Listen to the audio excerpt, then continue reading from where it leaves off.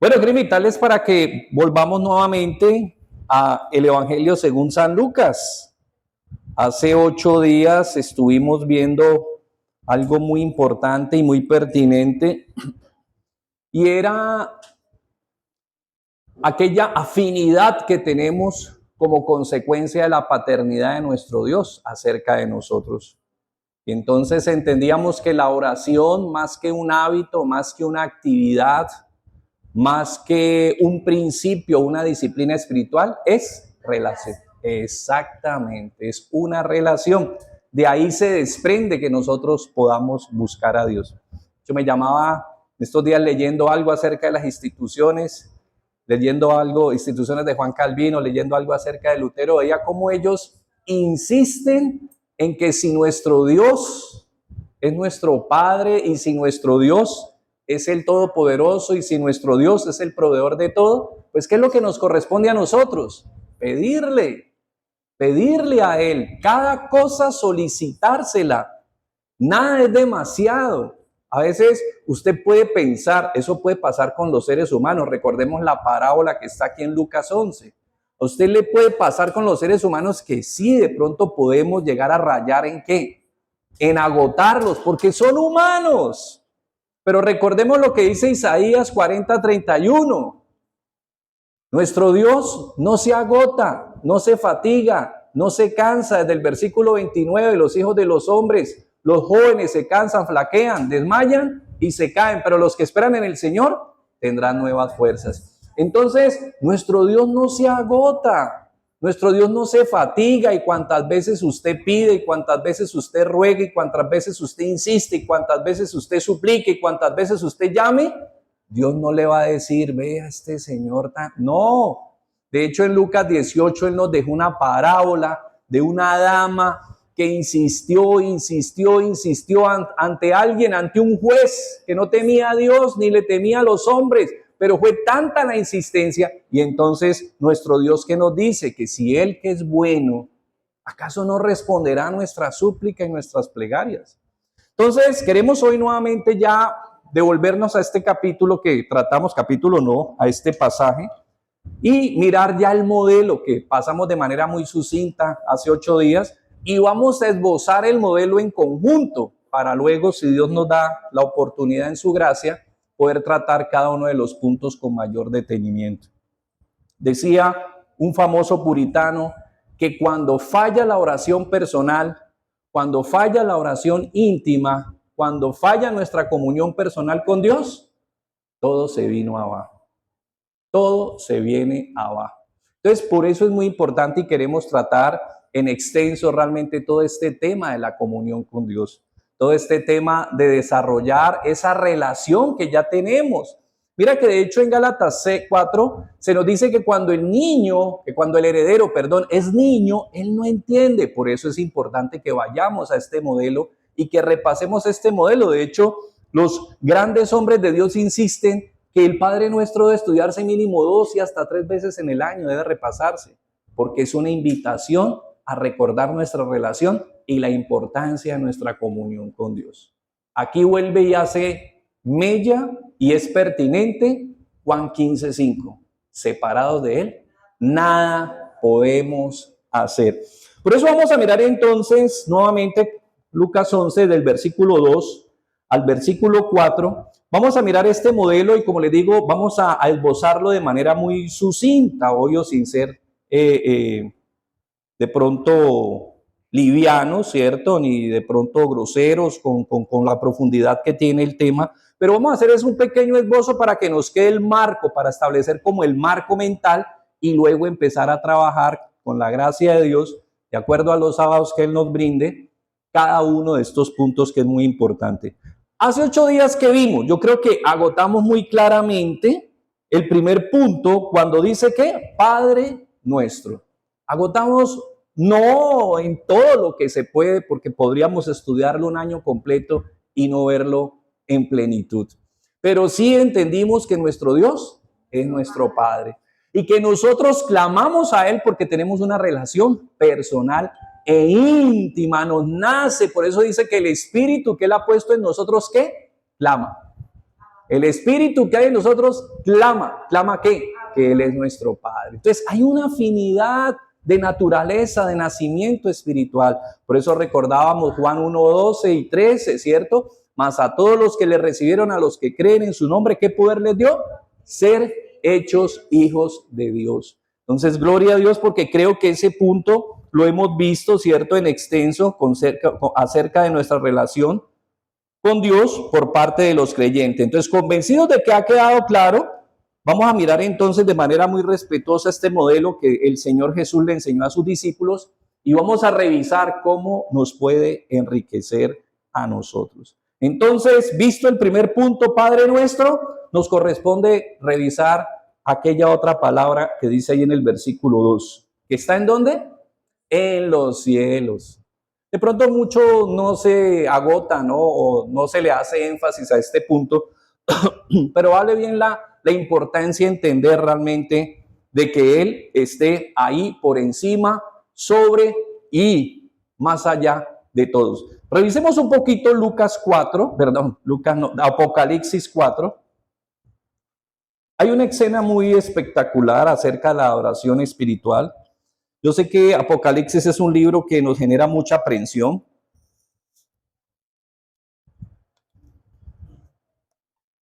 Pero no por el contenido del libro, sino por las malas interpretaciones que ha habido a través de los tiempos. Se ha utilizado este libro para intimidar, se ha utilizado para las películas de terror, se ha utilizado para vendernos, advenimientos de terror, y la gente entonces, hay gente que ven ese libro y sienten aprensión. ¿Por qué? Porque los han relacionado mal. Los han relacionado mal. Entonces, lamentablemente, ese es un concepto equivocado que ha tenido por mucho tiempo los que se acercan a la palabra o a la Biblia, y peor aún, los que nunca se acercan, porque se quedan solo con lo que les han contado. Entonces, mira cómo en Apocalipsis 4 dice el apóstol Juan: después de esto miré, y aquí una puerta abierta en el cielo, y la primera voz que oí, como de trompeta hablando conmigo, dijo: sube acá, y yo te mostraré las cosas que sucederán después de estas. Y al instante yo estaba en el espíritu, y aquí un trono establecido, ¿en dónde? En el cielo, y en el trono uno sentado. Y el aspecto del que estaba sentado era semejante a piedra de jaspe y cornalina, y había alrededor del trono, póngale cuidado, alrededor del trono un arco iris, semejante en aspecto a la esmeralda. Y nuevamente, y alrededor del trono habían 24 tronos. Y vi sentados en los tronos a 24 ancianos vestidos de ropas blancas, con coronas de oro en sus cabezas. Y del trono salían relámpagos y truenos y voces.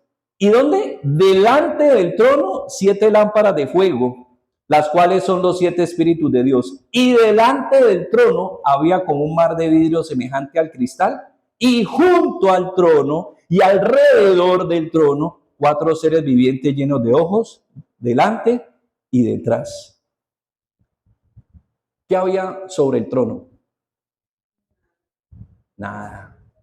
Todo estaba alrededor, junto o delante, pero nadie estaba sobre el trono, o por lo menos sobre el que estaba en el trono. ¿Quién estaba en el trono?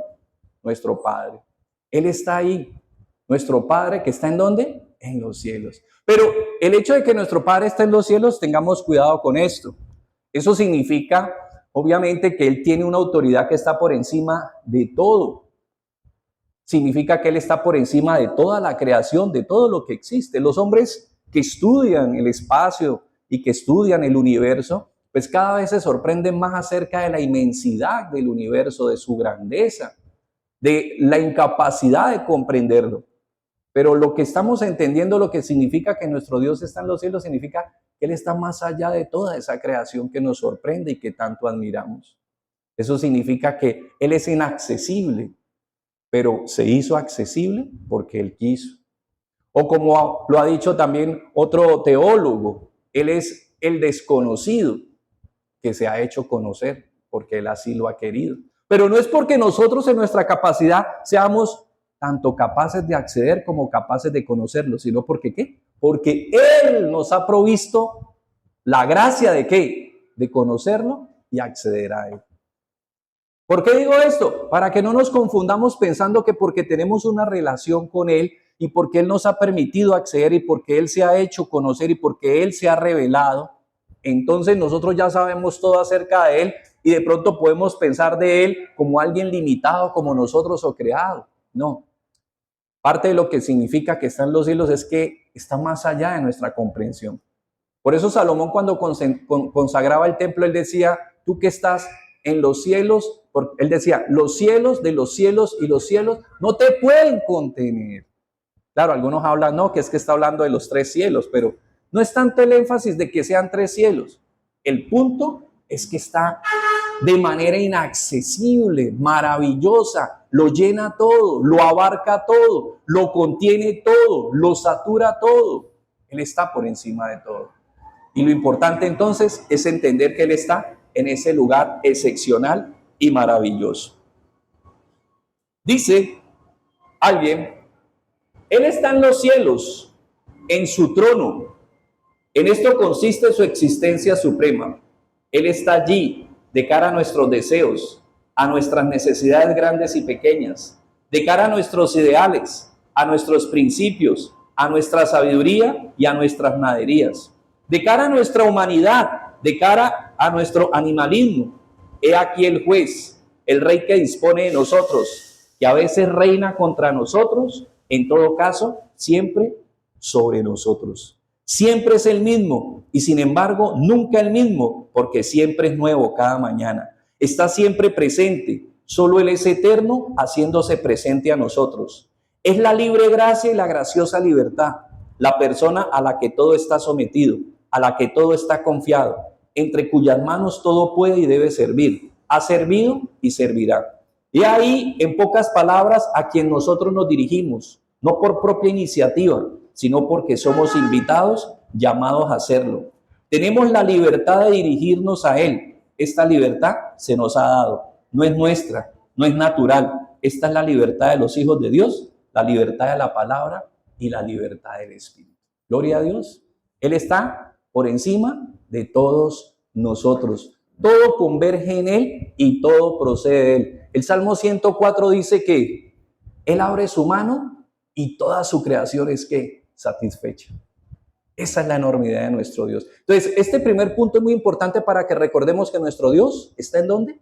En los cielos, sobre todo. Para Él no hay límite. Ahorita creo que decía Patricia algo acerca de las limitaciones, ¿no? Recordemos lo que se decía de Elizabeth, la esposa de Zacarías, la madre de Juan el Bautista. He aquí la que llamaban estéril, ha concebido. Dios lo puede hacer todo. No hay limitantes para Él, porque Él está por encima de toda la creación. ¿Ok? Entonces, primer punto, nuestro Dios, nuestro Padre nuestro está ¿en dónde? En los cielos. Vamos a mirar ahorita otras 3 peticiones y se puede decir que estas 3 peticiones dependen: la libertad, la alegría, el gozo y la certeza de las peticiones que siguen. En pocas palabras, mire, si nosotros no entendemos estas 3 peticiones que siguen, las que corresponden al hombre, pues menos las vamos a entender. ¿Por qué? Porque si no entendemos que su nombre, ¿cierto?, ha sido llamado a ser santificado, que su reino ha de manifestarse y que su voluntad ha de hacerse, entonces ¿cómo le vamos a decir? Danos el pan de cada día. Si Él no está, obviamente, soberano sobre su reino y no se está haciendo su voluntad. ¿Cómo le vamos a decir? Perdona nuestras ofensas, como perdonamos a los que nos ofenden. ¿Cómo le vamos a decir? No nos dejes caer en tentación, si no hemos entendido estas primeras 3 peticiones. Todo lo que solicitamos presupone que pedimos participar en la causa de Dios. Cualquiera que se negara a esto no se interesaría por la causa de Dios, de estas 3 peticiones. No sabría pedir ni el perdón de sus pecados, ni el pan de cada día, ni comprendería de qué se trata. Solo podemos vivir con Dios cuando estamos de acuerdo con sus designios, con su causa, que engloba la nuestra y la de ¿quién? La de todos los demás. Entonces vamos al punto 3. Santificado sea tu nombre. Mire, dentro de la cultura hebrea, un nombre no es un, digámoslo, no es un sustantivo o no es una denominación a la que respondemos. Eliomar, Patricia, no. Un nombre dentro de la cultura hebrea es algo que habla acerca de quién soy yo, de mi carácter, de mi naturaleza y de mi persona. ¿Qué significa Jacob? Porque Jacob era ¿qué? ¿Qué significa Abraham? Padre enaltecido, ¿cierto? ¿Y qué significa Abraham? Padre de multitudes, muy bien. ¿Qué significa Sarai? Princesa. ¿Y qué significa Sara? Madre. Entonces, sí ve que vamos viendo que el nombre no simplemente es algo a lo que yo respondo, una denominación a la que yo respondo, sino que habla acerca de ¿qué? Mi carácter, de quién soy yo. Por eso a Jacob, cuando Dios lo trató, ¿qué hace luego? Y le llama y le dice, ya no te llamarás más Jacob, te llamarás Israel. Bendición. Tu vida ha cambiado, tu carácter ha cambiado, tu conducta, tu naturaleza. Dios está haciendo una obra en tu vida. Entonces, cuando nosotros decimos santificado sea tu nombre, pues nos estamos refiriendo que estamos santificando ¿qué? El nombre de nuestro Dios. Estamos santificando su naturaleza, su persona, su personalidad. Vayamos a Éxodo 34 y recordemos cuando Moisés le dice a Dios, muéstrame tu gloria. Muéstrame, yo quiero ver. ¿Y qué le dice el Señor? 34. 34 dice, versículo 5. Éxodo 34, 5.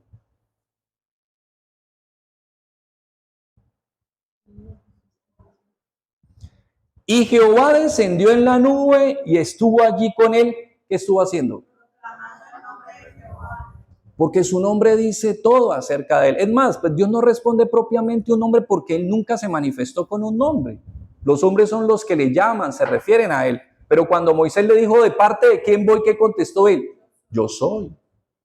O sea, él no es antes, no es después, ni será. Él siempre ha sido.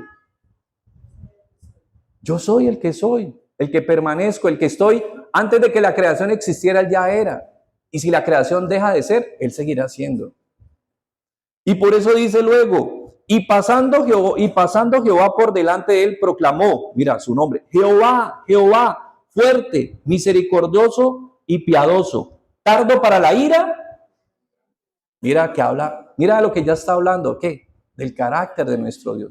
¿Nuestro Dios es tardo para la ira? Claro que sí. Mire usted a Judá. Mientras Israel fue llevado cautivo, a Judá se le dieron casi 100 años para que se arrepintiera. ¿A usted le parece eso poquito tiempo para decirle a una persona, corrige tus errores? Lo que pasa es que muchas veces cuando uno ya se ve incurso en la consecuencia de su error, ¿qué dice uno? Pero ¿por qué? Dios mío, pero hay gente más mala. Hasta empieza uno a compararse, ¿no? Y a pensar que uno es más bueno que otros. Pero ¿sabes qué uno no revisa? Que uno estuvo muchos días cometiendo el mismo error, el mismo error, el mismo error, el mismo error. ¿Y como dice el dicho, tanto va el cántaro al agua? Pero Dios siempre por naturaleza es ¿qué? Misericordioso. Dios siempre nos va a dar tiempo. ¿Qué decía Dios por medio del profeta Jeremías? Desde hace mucho tiempo, desde mucho tiempo. A la parte que quedó con Judá, o sea, Judá y Benjamín, venía diciéndoles, corrige tu camino, corrige tu camino, corrige tu camino, corrige tu camino. ¿Y qué pasó? Lo que le pasó a Sansón. ¿Ustedes se acuerdan cuando Sansón estaba con Dalila? Él la venía engañando. Y él le decía una cosa, ¿y qué pasaba cuando venían los filisteos? Él se levantaba y los vencía. Y volvía y le decía otra mentira, y entonces ella le decía, no, mire, es que él me dijo tal cosa. Y ellos hacían pues urdían el plan, y cuando venían a tomar a Sansón, ¿qué pasaba? Se levantaba y los vencía. Pero el día que abrió su corazón no se dio cuenta. Y dice que cuando llegaron los filisteos, dice Jueces, él dijo, esta vez era como las demás, y ya no fue.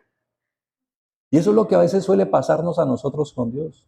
Esta vez era como las demás. No, esto yo ya he pasado, pero tengamos cuidado, porque si como Sansón hemos estado haciendo lo incorrecto, Dios es misericordioso, míralo, aquí lo dice y todos lo hemos visto, yo lo he visto, yo lo he visto. Romanos 2:4 lo dice, dice que Dios es paciente y yo lo he visto, yo esa palabra la tengo en mi corazón grabada porque yo la vi. Yo vi, cuando vi ese texto un día en medio de mi enredo y de mi vida, que estaba caminando equivocadamente, cuando yo la vi, entendí que Dios no usa necesariamente el golpe ni asesta la vara justiciera para corregirnos. ¿Sabes qué es lo primero que Dios hace? Paciencia y amor, misericordia. Por eso el llamado es a corregir cuando Dios te está diciendo, cuidado. ¿Cómo hace un padre amoroso con uno? ¿Cómo lo llama a uno? Mira, muchacho, ¿qué pasó? ¿Qué estás haciendo? Mira esto, mira aquello, corrige. Yo recuerdo una época muy equivocada en mi vida escolar. Venía la profesora de geografía, mire, Rueda, ya usted estuvo en Boca en toda la sala de la reunión de profesores. Venía el de religión, no, pues imagine, vea, usted estuvo allá, venía, ¿y qué hacía yo? Reírme pensando que pues, ¿que qué? Iba a hacer lo mismo de siempre. Hasta que, ¿qué me dijeron? Hasta luego de este colegio. Y no porque no aguantaba mi capacidad intelectual, sino sencillamente, ¿por qué? Porque pues caminaba mal. Y así es el Señor, Él te tiene, por eso dice, Él es grande en misericordia y verdad, Él es tardo para la ira. Y dice el 7, que guarda misericordia a millares, perdona la iniquidad, la rebelión, el pecado, pero de ninguna manera tendrá por inocente a quién, al malvado. Y visita la iniquidad de los padres sobre los hijos y sobre los hijos de los hijos hasta la tercera y cuarta generación. Entonces, gloria a Dios porque ahí nos está hablando acerca de quién es Él. Por eso cuando nos está llamando y nos está enseñando el Señor Jesús que santifiquemos su nombre, pues obviamente nos está recordando que se refiere a que tengamos, a que siempre recordemos el carácter de Dios. Recordemos su misericordia, pero recordemos también su fidelidad y recordemos su justicia. Él es justo. Por eso dice Job, ¿torcerá Dios el juicio? Nosotros sabemos que entre los hombres pues todo puede pasar, pero ¿Dios torcerá el juicio? Jamás. Por eso decía Martín Lutero, o alguien comentaba acerca de lo que él decía. Lutero explicó extensamente que esta santificación debía manifestarse aún en la predicación. Mire lo que dice y lo pone uno a temblar, ¿no? Dice, un mal sermón es lo contrario a esta santificación. Que la palabra de Dios vuelva a ser para nosotros cada día la palabra de Dios. Que no sea una verdad, un principio, una cosa que se pone sobre la mesa, sino una persona viviente, el gran misterio y la gran sencillez. Y que los signos de esta palabra de Dios, de este nombre de Dios, se hagan visibles para nosotros, en medio de nosotros, por la severidad y serenidad de nuestra vida, de nuestras costumbres y de nuestros hábitos. Entonces, mira, hay que ser reverentes, hay que ser respetuosos. Nuestro Dios es un Dios de misericordia. De hecho, ¿cómo le podemos decir? Según Romanos 8:15, Abba. ¿Qué significa? La palabra más íntima que uno le puede decir a un papá. Algunos le dicen pa. Mi hijo siempre me ha dicho pa o papá. Y desde pequeños, pues usted sabe cómo un niño se refiere y le dejan a uno la chapa puesta, ¿no? A los abuelitos, tito, tita, abuelo, cantidad de apelativos que uno tiene. ¿Por qué? Porque son de afinidad. ¿Y qué le dice el abuelo? ¿Qué le dice el papá? No me diga así. No le dice. ¿Por qué se lo permite? Porque hay filiación. Porque a esa persona le permite, porque le ama, porque hay intimidad, porque procede de sí. Entonces, segundo punto muy importante, aprendamos a ¿qué? A reverenciar y a respetar el nombre de nuestro Dios. Venga tu reino, dice, es el gobierno divino. El reino de Dios es la última victoria sobre el pecado, es la reconciliación del mundo con Dios. Miremos 2 Corintios 5:19. Venga tu reino.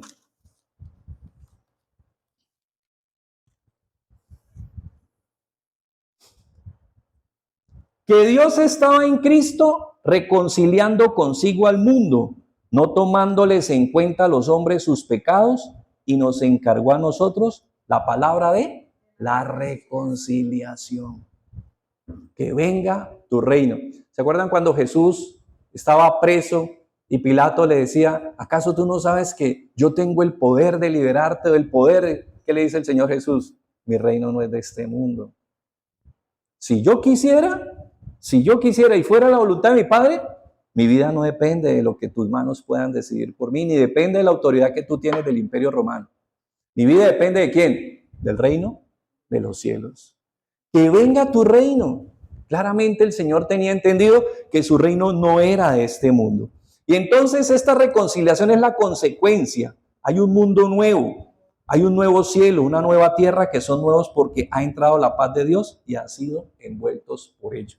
Por eso, ¿cuál es la promesa que se nos ha dejado a nosotros en Juan 3:3? La vida nueva. La vida nueva.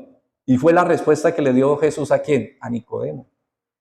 Oh, yo he visto que tú eres así, y he visto que nadie puede hacer esas grandes. ¿Y qué le dice el Señor? Mira, si no nacieres de nuevo, no puedes ver el reino de Dios. No vas a entenderlo. No vas a entender la nueva naturaleza. Por eso entonces es muy importante también que entendamos que su gobierno es el gobierno que verdaderamente satisface. Mire, recordemos las bienaventuranzas. Yo creo que todos en el fondo de nuestro corazón, si hay algo que nos molesta, si hay algo que nos incomoda, pues son las inequidades de la vida, son lo que nosotros llamamos las injusticias de la vida. Pero, ¿qué es lo que nos enseñan las bienaventuranzas?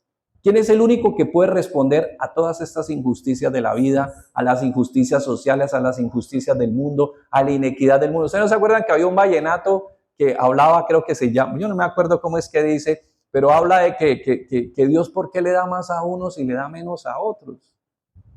Y está el largo famoso que dice que mi Dios le da pan al que no tiene dientes. Siempre hablamos de que hay una insatisfacción. Pero ¿qué nos dice las bienaventuranzas? Versículo 3. Bienaventurados los pobres de espíritu, porque de ellos es el reino de los cielos. Bienaventurados los que lloran, ¿por qué? Porque el único que verdaderamente responde a toda insatisfacción en busca de consuelo la da ¿quién? Dios. Es el único que consuela. Uno muchas veces dice, no, pero mire, ahí tiene este consuelo, y tiene este consuelo, y tiene este consuelo. Y sí, hay muchas cosas por las cuales le podemos dar gracias a Dios. Pero el verdadero consuelo viene ¿de quién? De Dios. Bienaventurados los mansos, ¿por qué? Mire, en estos días uno se pone a ver y cuáles son las peleas entre los hombres, la causa de las guerras, la tierra. La tierra. Ustedes saben, dicen que en el campo los predios crecen en la noche. ¿Sí se han dado cuenta?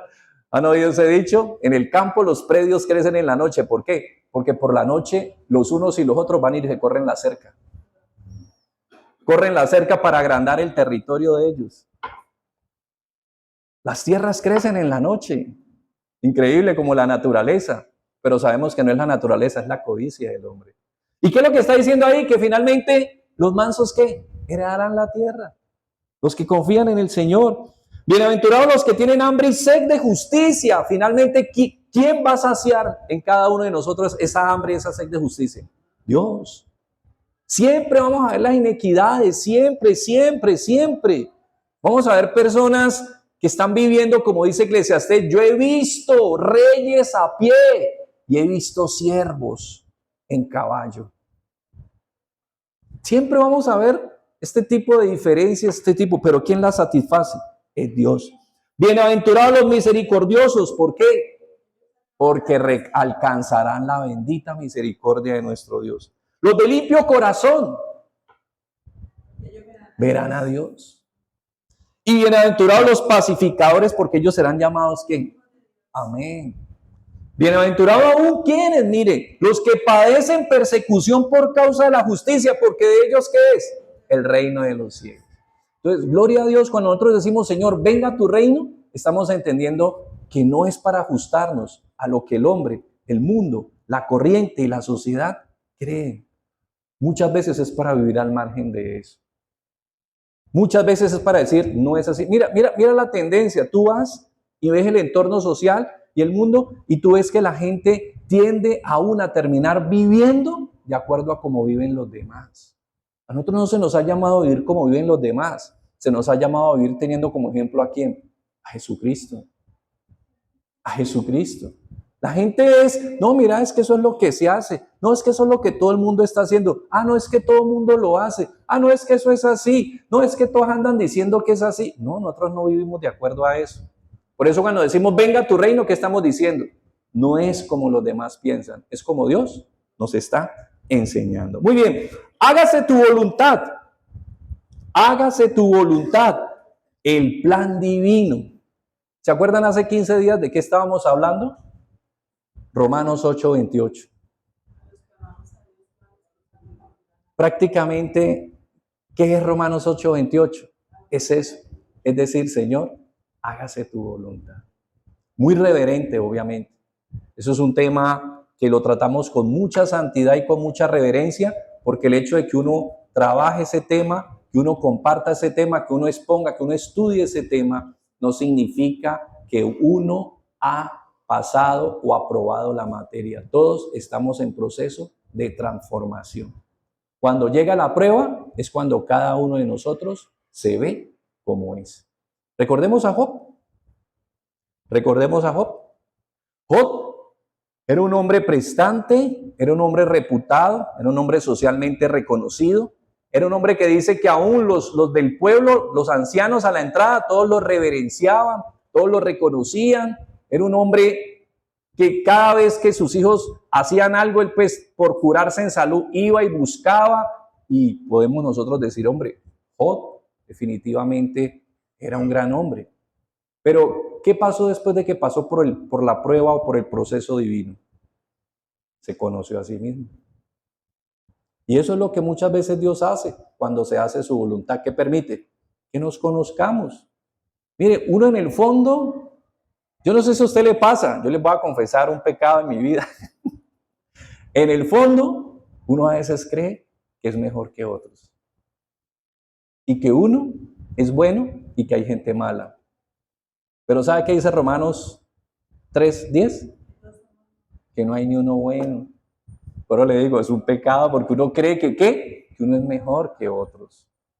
Entonces, mira que a la final lo que le pasó a Job fue ¿para qué?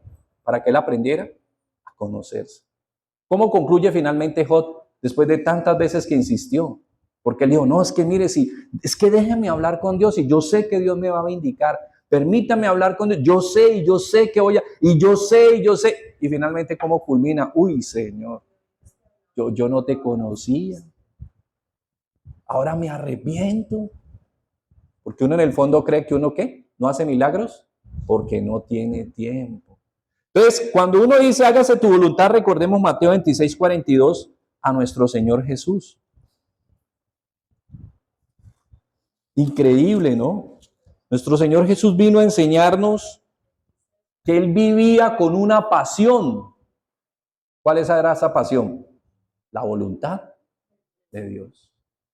Desde el Salmo 40 se había profetizado acerca de la manifestación del Señor. Y dice, he aquí vengo a hacer tu voluntad.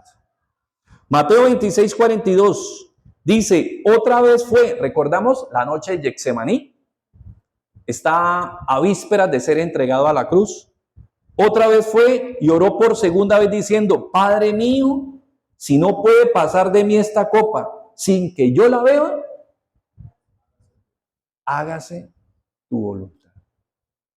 Tremendo. Hágase tu voluntad. Entonces, mira cómo aún Jesús en su humanidad experimentó ese desafío a hacer la voluntad de Dios y vivir de acuerdo a la voluntad de Dios. Porque de una u otra manera, cuando las cosas suceden, ¿cuál es nuestra tendencia a pensar? Esto no está bien. Esto no está bien. Esto no puede ser. Esto no es. Esto no es así. Y empezamos a controvertir desde nuestro corazón. Y son cualquier cosa. Cualquier cosa, mire. Usted resulta que llegó a hacer una fila, como a uno le ha pasado. Me pasó una vez. Estoy en una fila, voy, marco el depósito y cuando veo que llegó una persona y me dice, usted está aquí, le digo, no, pero no hay problema. Quédese usted, haga usted adelante, yo me quedo atrás. Pasa la persona y se cayó el sistema. Pero es verdad lo que lo vi. Y obvio, uno, ¿qué siente uno en ese momento? Esto no puede ser. Pero es una insignificancia. Es una insignificancia, pero ¿cómo se le pone el corazón a uno? Eso se le revuelca, eso se pone como 100, no se pone como el Cauca cuando llueve. Eso se oscurece y eso se llena de repugnocho. ¿Qué no hace uno? Se escarba y le provoca a uno, mejor dicho, ¿hacer qué? ¿Y qué es? Una nimiedad frente a tantas cosas que pasan en la vida. Entonces mira que a veces no aceptamos ni lo más simple, ni lo más básico. Pues no es fácil. A veces creemos que, yo, gracias a Dios, yo sí soy el que hace la voluntad del Señor. Pero en el fondo, todos estamos en un proceso de transformación. Por eso en Romanos 12:2 nos comenta Pablo, es que es menester que nosotros, ¿qué? Todo el tiempo estemos aprendiendo y renovando nuestra manera de pensar. ¿Por qué? Porque si no, nunca vamos a llegar a entender que es verdad que la voluntad de Dios es buena. Mientras nosotros lo miremos desde nuestra perspectiva, como me decía en estos días alguien cuando compartía ese tema, alguien me contaba acerca de una experiencia que tiene un compañero suyo al que él le compartió. Su niña desde que nació tiene unos problemas muy delicados y ha crecido con esos problemas, con una cantidad de limitantes, con una cantidad de cosas. Claro, él va y le comparte de Cristo y ¿qué es lo que le dice este hombre? ¿Cómo quieres tú que yo le diga, hombre, o que yo levante mis ojos y que yo invoque a Dios con todo esto que yo he vivido, con toda esta tragedia que he vivido? Alguno dirá, no tiene justificación. Pero yo callo, porque ¿quién es el que finalmente puede hablar a ese corazón? Dios. Es muy fácil decirle, como aconteció a una dama que conocimos, ya perdió sus 3 hijos, uno tras otro. Uno tras otro. Una vez hablando ya con mi esposa, le decía, yo todavía cocino para 5, porque gracias a Dios, de uno de esos 3 hijos quedó un nieto. Y yo hago mi comida para 5 y yo hago mi olla y monto mi almuerzo para 5. Y entonces alguien viene y no sé si de pronto en un acto de ingenuidad, de digámoslo, solo Dios sabrá por qué, viene y le dice, pero Cecilita, no puede estar triste un corazón que tiene a Cristo. Ella jamás volvió, se fue. ¿Por qué? Porque obviamente nadie te está entendiendo. O sea, a veces creemos que decir clichés y decir frases de cajón y decir frases de canciones y de pronto recitar textos, nosotros estamos resolviendo los problemas de los demás. No. ¿Solo quién? Dios. Dios puede responder. ¿Qué hay que hacer? Calla. ¿Qué hicieron los amigos de Job cuando llegaron donde Job? Dice que él estuvo en silencio una semana. ¿Y qué hicieron los amigos? Callaron. Callaron también. Lo mejor que podían hacer. Callaron. Porque solo Dios era el que sabía. Ya cuando él empezó a hablar, pues ellos trataron de hablar y trataron de vindicar. Y aún así, tampoco lo hicieron a la perfección. Finalmente Eliú apareció y algo de cordura hubo, pero finalmente Dios trajo la luz a todo el tema. Entonces Romanos 12:2 que nos recuerda, no os conforméis a este siglo, sino transformaos por medio de la renovación. Hay que conocer la palabra. Hay que conocer ¿qué? La voluntad de Dios en su palabra. Para que podamos comprobar cuál sea la buena voluntad de Dios, agradable y perfecta. Pero volvemos al punto. Si revisamos todo el contexto antecedente, nos damos cuenta por qué Pablo está hablando de esto. Porque él está hablando desde el capítulo 1 acerca de ¿qué? La misericordia, la gracia y la justicia por la fe. Entonces, ha venido hablándonos, ha venido recordándonos, ha venido haciendo énfasis acerca de que Dios trabajó un plan de salvación perfecto, sin error, sin fallo. Y eso gracias a que tuvo misericordia de nosotros. De hecho, nosotros ahorita estamos en la gracia y como dice Romanos, ¿cierto? Estamos firmes en esta gracia a la que hemos entrado por medio de ¿quién? De Jesucristo. Entonces, de eso es que está hablando Pablo. Por eso cuando llega al 12:2 nos dice, necesitamos reformar, transformarnos, renovarnos para que entendamos todo lo que Él ha hecho por nosotros, como todo este plan de gloria, todo este plan de salvación, Dios lo elaboró, lo urdió, lo trabajó y lo hizo perfecto en la persona de ¿quién? De Jesucristo. Y ahorita es aplicado a mi vida. ¿Cómo usted finalmente lo va a entender? ¿Cómo usted finalmente lo va a vivir? Por medio del Espíritu Santo. Muy bien, entonces vamos ahora sí, a las otras 3 peticiones, porque primero hemos visto las peticiones en cuanto al Padre, que es: Padre nuestro, que estás en los cielos, santificado sea tu nombre, venga tu reino y hágase tu voluntad, así como en el cielo. Que todo marcha, así se hará finalmente aquí. Ahora vamos entonces a mirar en cuanto a los hijos. El pan de cada día. Danos el pan de cada día. Bueno, para muchos definitivamente pues no se refiere solo al pan, ¿cierto? Al mendrugo o a la satisfacción alimenticia, como a qué, a todo, a la respuesta a cada una de las necesidades que nosotros tenemos, porque pues no solo necesitamos pan, también necesitamos un techo, una ropa, ¿cierto? Necesitamos unos servicios, porque estamos en una sociedad. Necesitamos responder una cantidad de compromisos, de hecho, básicos. Y cuando le decimos a Él que nos dé el pan de cada día, pues nos referimos a ¿qué? A que nos ayude a responder. Ahora, si usted le puede presentar cada uno de esos puntos, pues uno los presenta. En lo personal, yo lo hago. Cada ítem y cada ítem que va llegando, yo lo voy agregando a mis peticiones. Así sea algo muy básico, así sea algo que hay que pagar en 3 cuotas. Señor, provéame para pagar estas 3 cuotas. Así sea para 2 cuotas, Señor, esto que acaba de llegar, ayúdeme y provéame y se lo doy con nombre propio. No hay ningún problema en hacerlo, pero le puedo decir: Señor, dame el pan de cada día, tú conoces mis necesidades, conoces de qué cosas tengo necesidad, sabes, ¿cierto? Que hay un techo, hay una obligación, si es un arriendo, si es una hipoteca, hay una energía, hay un agua, hay un gas. Usted sabe que el internet ya no es un lujo, eso es un plan, ya eso es un servicio. Hay unos planes que no es solo el internet de la casa, están los planes, los móviles ya son una realidad. Si tiene carro, pues el carro se mueve con gasolina, no pues si se mueve con agua, gloria a Dios. Dele gracias al Señor por el carro de vapor, pero si es con gasolina, usted le va a pedir gasolina, y si es con energía, energía. Y el carro no solamente anda con gasolina, eso tiene llantas, eso tiene un motor, eso tiene una cantidad de cosas que a veces, ¿qué?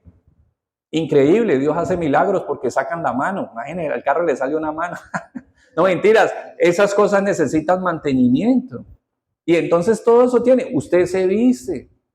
Gracias a Dios, mire que una vez yo a mí aterro, ¿sabe a mí qué me conmueve? Que yo a veces saco ropa para regalar. A mí eso me conmueve. Porque tengo. Y yo sé que hay gente que ¿qué? Que no tiene. Eso es una bendición. ¿Sabe qué otra cosa a mí me conmueve? Que cuando llueve, yo me desarropo porque me da calor. Y a veces uno sale en la mañana y en la calle, ahí hay gente arropada con periódicos, con mantas rotas. O sea, nosotros somos muy, muy, muy, muy bendecidos. Y no vivo en un estrato alto y no tengo beneficios, ni viajo, ni mis vacaciones son aquí a Pance, ni viajo, pero soy un hombre muy bendecido. Muy bendecido, pero muy bendecido. No tengo una cantidad de cosas, y cuando digo que regalo no es porque la tenga toda, pero es que tengo lo que tengo y lo que necesito, y ya digo yo, ¿para qué esto más? Entonces mira que somos muy bendecidos. Darle gracias a Dios por cada uno de los detalles. La comida, a veces hasta queda rojo y uno no sabe qué hacer. No, que para las torcasas, bueno, dele. A veces hasta le sobra comida, ¿no? ¿No le sobra comida? Bueno, si uno tiene hijos adolescentes, ¡oh! Y segundo, pues en casa de cristianos la comida rara vez sobra, ¿no? Porque si uno le invitan a una fiesta y allá llegamos los creyentes, de todo sobra menos comida. Porque nos gusta, eso es lo que disfrutamos. Entonces, todo, mire, cualquier cosa, los planes médicos, todo, dele gracias a Dios, dele gracias a todo lo que usted pueda a todo lo que usted le saque gusto, si usted puede ir y comerse, lo prohibido, ¿no? Usted sabe, las comidas prohibidas allá en la calle que usted puede ir a comer, dele gracias a Dios, aunque cuídese, ¿no? Pero dele gracias porque puede, ¿sí? Entonces, cuando decimos el pan nuestro de cada día, es recordando que nuestro Dios responde a cada una de nuestras necesidades. Por eso el Salmo 34, del 7 al 11,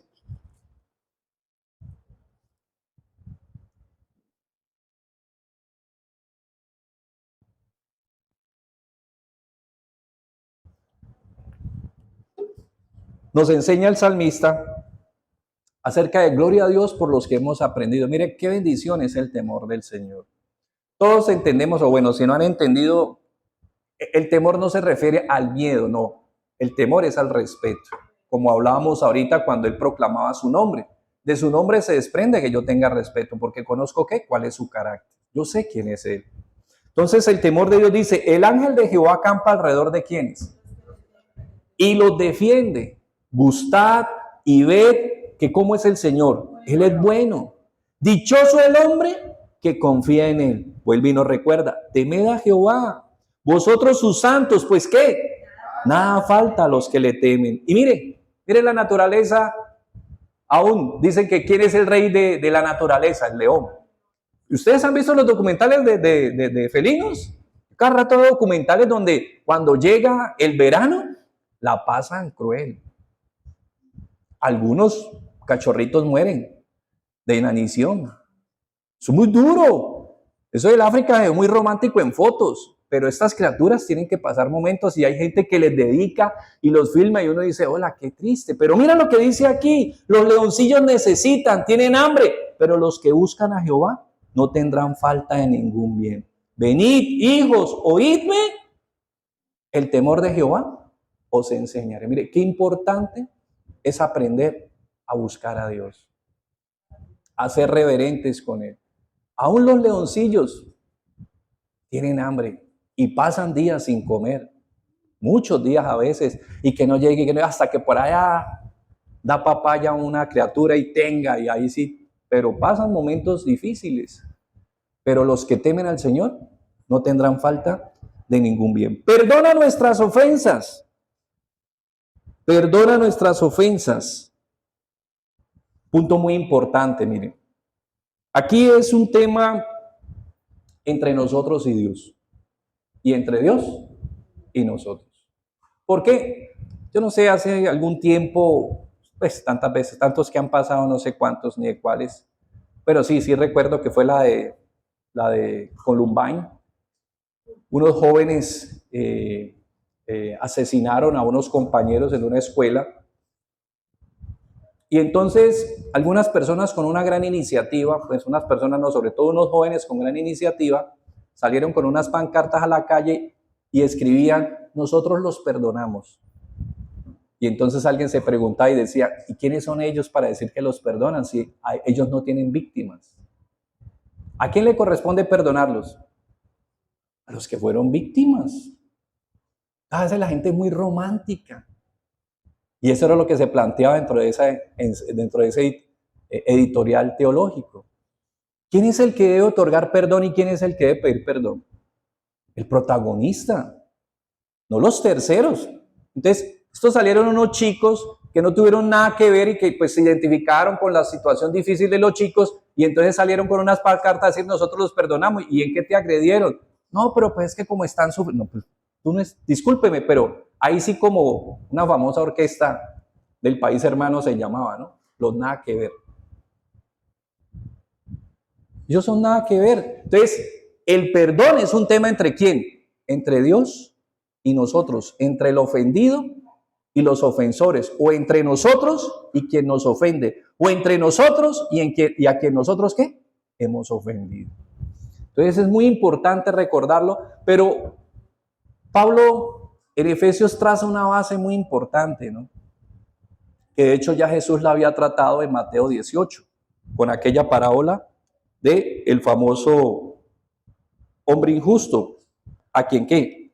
Le perdonaron una gran deuda y luego cuando él salió ¿qué? Alguien que le debía mucho menos que hizo, no se la perdonó. Entonces, es una invitación desafiante y por eso dice Pablo en Efesios 4:32, antes sed benignos, Efesios 4:32.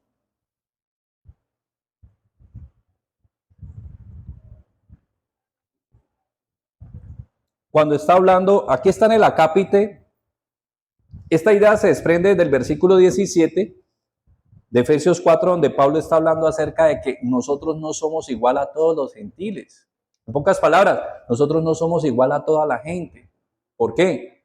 Porque pues Dios nos ha permitido, según Efesios 2:10, que nacer de nuevo.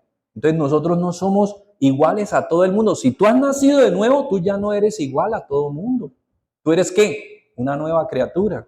Y por eso entonces Pablo en Efesios 4:17 dice, ya no andéis como los que no conocen, como los que no han nacido de nuevo, sino como ¿quién?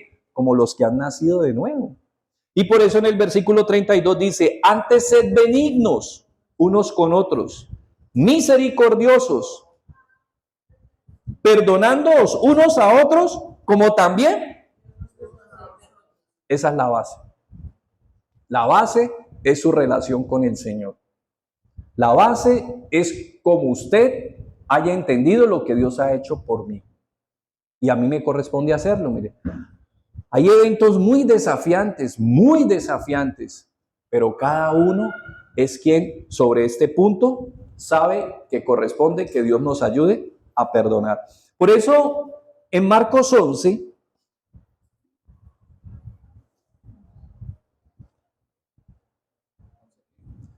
(25-26), ya vamos acabando, qué pena. Marcos 11, 25-26, el Señor Jesús nos recuerda, hablando acerca de todos los alcances que tiene la oración. ¿Cuáles son los alcances que tiene la oración? Ilimitados. Y Él dice, si creyeres y no dudares y le dijeras a este monte, muévete y échate en el mar, ¿qué pasará con ese monte? Bueno, hay que recordar que eso es una frase figurada que manejaba el pueblo judío, ¿no? Ellos a los grandes problemas, a los grandes dilemas, a los grandes desafíos, digamos, a casi que a los imposibles le llamaban ¿qué? Montaña. Entonces, mira, digámosle al Señor que mueva tal montaña, no, es que ese problema es como una montaña. Entonces, ¿qué dice el Señor Jesús? Dile a ese monte, si tú crees y no dudas, tú le dices a ese monte que se mueva, ¿qué va a pasar? Ese problema se resuelve. Ah, pero dice en el 25, y cuando estéis orando, perdonad si tenéis algo contra alguno, para que también vuestro Padre que está en los cielos os perdone a vosotros vuestras ofensas. Porque si vosotros no perdonáis, tampoco vuestro Padre que está en los cielos os perdonará vuestras ofensas. Es un tema, por les decía, un tema ¿qué? Muy personal. Muy personal. Fácil es decirle yo, usted tiene que, porque uno no ha vivido ciertas experiencias, pero cada uno va viviendo cada día ciertas situaciones y ciertos momentos. Entonces es muy fácil demandar, pero el único que puede mandar eso es ¿quién? Dios. El único, por eso es muy importante que en ese aspecto recordemos entonces que cuando nos acerquemos a Dios, pues es entre Él y nosotros. Y finalmente, no nos dejes caer en tentación y líbranos de todo mal. Bueno, sabemos que Dios no tienta, ¿no? Dios nos permite pasar por pruebas, pero Dios no tienta, porque Dios tampoco puede ser tentado. Prácticamente la tentación es una consecuencia ¿de qué? Del engaño de mi corazón. Por eso recordemos que dice Jeremías 17:9, ¿no? Engañoso es el corazón y perverso. Corazón me puede engañar. A mí alguien me puede estar saludando muy formalmente y ¿qué le empieza a usted a decir el corazón? Oiga, vea, le están tirando, vea. Pero ese es el corazón. Ese es el corazón. Sí, a alguien le decían, me acuerdo en un material, le decía un señor, un hombre que llegó con problemas, ¿sí? con su vida sexual, y entonces le decían, le mostraban un círculo, le decía, ¿qué ve usted ahí? Eso es una sombrilla, y debajo de esa sombrilla hay una pareja. Y si le mostraban cualquier cosa que le mostraban, eso es tal cosa, y ahí hay una pareja. Entonces, prácticamente, ¿qué era lo que quedaba en evidencia? El problema no era la imagen, era ¿qué? lo que está en el corazón. Por eso Jesús decía, ¿cuál es la lámpara del cuerpo? El ojo. Si tu ojo es malo, todo lo que usted vea, lo ve malo. Si su ojo es bueno, todo lo que usted vea, lo ve bien. Tito 1:15, casi uno no va a Tito, ¿no? A veces le olvida que Tito existe. Pero tiene algo muy interesante que recordarnos. Dice, todas las cosas son puras para los puros, mas para los corrompidos e incrédulos, nada es puro, pues hasta su mente y su conciencia están corrompidas. Entonces, yendo más adelante, Santiago 1, vamos a recordar que la tentación, por eso cuando dice no nos dejes caer en tentaciones, no que Él nos tiente y que muchas veces alrededor nos tienten, es quienes, nosotros, que no caigamos en la trampa de nuestra propia cabeza. Por eso dice Santiago 1:13-15, cuando alguno es tentado, no diga que es tentado de parte de Dios, porque Dios ni puede ser tentado por el mal, ni Él tienta a nadie. Sino que cada uno es tentado cuando en su propia concupiscencia, ¿qué es concupiscencia? Lo que decía Tito 1:15, los pensamientos corrompidos. Te piensa lo malo, piensa lo sucio, piensa lo nocivo, piensa lo indebido, y eso es como una corriente. Mire, el río que cae y que obviamente por la falla geológica forma lo que se llama las cataratas del Niágara, ese río es navegable. La gente navega por ese río, obvio, eso está monte arriba. Pero ese río tiene un sector que está muy claramente demarcado que dice ¿qué? No navegable. ¿Cuánto? Pues unos metros o casi unos no sé cuánto antes de que el río caiga. ¿Qué se le dice a la gente ahí? Ahí usted no puede navegar. ¿Por qué? Porque hay un momento en que la corriente, cuando lo coge, ya no lo suelta. ¿Qué lo espera abajo? La caída. Y a veces uno puede decir, no, pues, como contaba alguien, la historia de una águila, que obvio no sabía esa situación, venía un pedazo de hielo, ahí venía un conejo que estaba ahí, alguien lo había herido y él estaba ahí muerto, y vino y cayó el águila y en vez de levantarlo se puso a comerlo, y resulta que cuando ya se oyó el sonido de la caída, cuando fue a levantar el vuelo, ya no pudo levantarlo. Las patas se le habían quedado congeladas al hielo. Y allá abajo lo esperó la caída. Entonces, a veces uno no se da cuenta y uno puede pensar, no, yo pienso, pero no, yo esto lo manejo, no, yo esto lo controlo, yo esto no, yo guardo las distancias y yo aquí y yo acá, pero tengamos cuidado, porque la concupiscencia es como un imán. Eso es como la corriente, ¿no? ¿Usted hizo cómo es la corriente? De hecho, la corriente tiene un arco. Y si uno invade ese perímetro, ¿qué hace la corriente? Lo chupa, lo atrae, porque el magnetismo viene es producto de la energía. Y eso te lleva, y eso te jala, y eso es como si alguien le estuviera cogiendo uno del cuerpo, ¿no? ¿Usted nunca lo ha cogido la corriente? Ojalá que no. Porque eso lo coge y ¿qué? Usted queda ahí, porque eso es magnético. Entonces, así es la concupiscencia. Entonces, la concupiscencia, dice el 15, después que ha concebido, da a luz el pecado, y el pecado, siendo consumado, da a luz ¿qué? Porque la paga el pecado. Entonces mira que es como el proceso de la concesión maternal. ¿Sí? La idea entra como una semillita, y luego que la semillita ahí, pero merodea, finalmente ¿qué? Llega esa semillita, y cuando concibe, ¿qué pasó? Ahí ya, ¿qué es lo que queda? Que nazca el niño. Así es la tentación. Por eso, no nos dejes caer en tentación y líbranos de todo mal. Bueno, como dice Génesis 3, en Génesis 3 nosotros vemos cómo el mal entró, no cómo se hizo. Parecer tuvo que haber sido antes, y puede ser en la misma caída del enemigo. En Génesis 3 vemos es cómo entró a la humanidad el mal.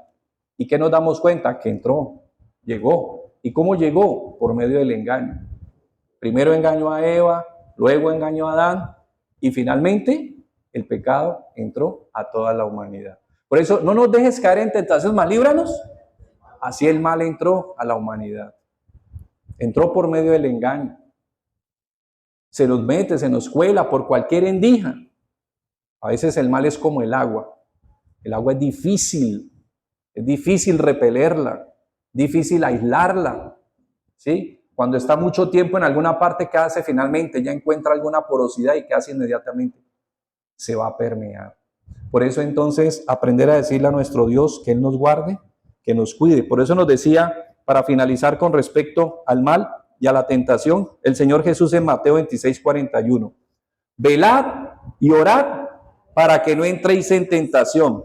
El espíritu a la verdad está dispuesto, la carne es débil.